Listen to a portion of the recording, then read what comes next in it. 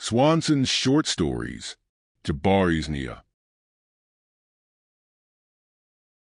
The afternoon sun bathed the Grand Country Club in a golden glow, its vast windows revealing lush emerald gardens swaying under a gentle breeze. Inside, the air hummed with quiet sophistication, glasses clinking, muted laughter, and the occasional rustle of silk against marble floors. At a private corner table, a group of elegantly dressed women lounged, sipping their drinks with effortless grace. Nia sat at the center, a vision of poise and quiet command. Her deep brown complexion gleamed against the crimson silk of her tailored dress, the fabric sculpting every curve with an effortless sensuality. High cheekbones, bold red lips, and eyes that carried the sharp glint of a woman who had long mastered the art of control. With a slight smirk, she tapped her glass and spoke with amused certainty. Men nowadays, they either grovel or crumble. Where's the strength? Where's the certainty? The kind of man who knows what he wants and takes it without hesitation. A chorus of agreement followed, accompanied by knowing nods and delicate sips of wine. But Nia's words weren't just for show, she meant them. She had encountered far too many men who mistook charm for substance, who mistook her presence for something to be tamed rather than challenged.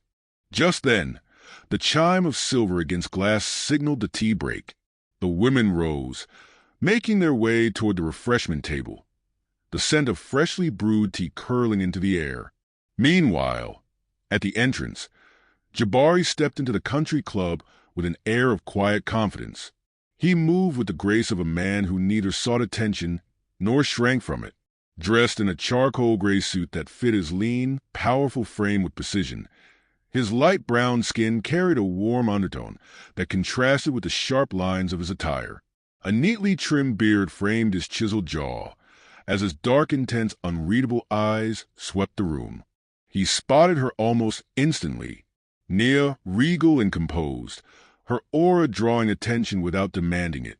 A slow, knowing smile tugged at the corner of his lips.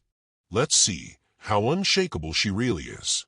As Nia reached for her cup at the refreshment table, Jabari stepped in seamless and deliberate. Just as her fingers brushed the porcelain, he nudged it slightly from her grasp, took the cup himself, and filled it with kombucha instead of tea.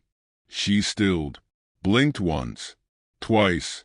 Without a glance, he turned and strode to a secluded table by the window, taking a slow sip of kombucha, eyes fixed on the rolling green outside.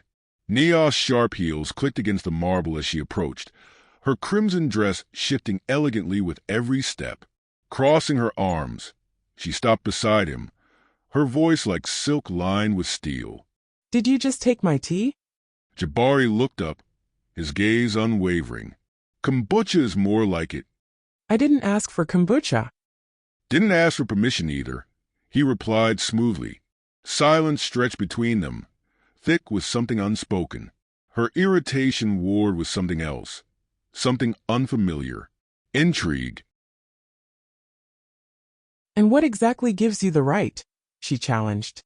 A slow smirk played on his lips as he leaned back in his chair, the movement deliberate. You're not the kind of woman who settles for the ordinary, Nia. Tea is ordinary. The sound of her name on his tongue sent an unexpected thrill down her spine, one she quickly masked with a scoff. Jabari studied her reaction, then tilted his head slightly, offering a nonchalant apology, so smoothly that it was almost teasing. My apologies. It was an obvious move, wasn't it? Before she could respond, he leaned in slightly, voice dropping just enough to create an air of exclusivity. But let's be honest, he murmured, gaze holding hers with quiet intensity. I did it to get you away from your so-called subjects. Nia's lips parted, the challenge in her expression wavering for the first time. And now, here you are, Jabari continued, his tone effortlessly cool. Away from them. Talking to me. Nia studied him, irritation melting into something else. Something dangerous. Something thrilling. What makes you think you deserve my attention? He took another slow sip of kombucha. Because you're still standing here. A slow smile tugged at her lips before she could stop it. She wouldn't give him the satisfaction of knowing he'd gotten under her skin, but he had. She tilted her head, her curiosity fully piqued now. You certainly have nerve. What exactly do you do, Mr. Confidence? Jabari set his cup down with measured ease. I listen, observe, make calculated decisions. That sounds annoyingly vague. He chuckled. And you? What profession allows you to make such bold declarations about men? I'm a psychologist. I run a private firm in the suburbs. I study people, their minds, their patterns. So, you dissect men for a living? In a manner of speaking, someone has to make sense of them. Jabari leaned forward slightly, his voice dipping into a rich timbre. And yet, you haven't quite figured me out, have you? Nia's pulse quickened despite herself. Give me time. A knowing gleam flashed in his eyes as he leaned in so close that his voice was a velvet whisper against her ear, threading through the silky strands of her hair. Careful, Nia, he murmured, deep and teasing. You might enjoy what you find.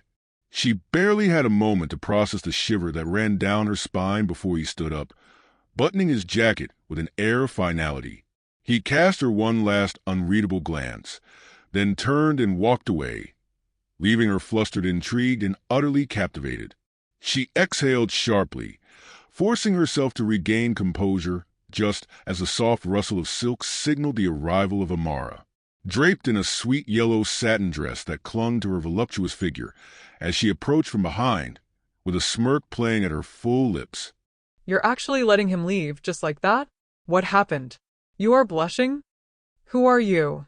And what have you done with Nia?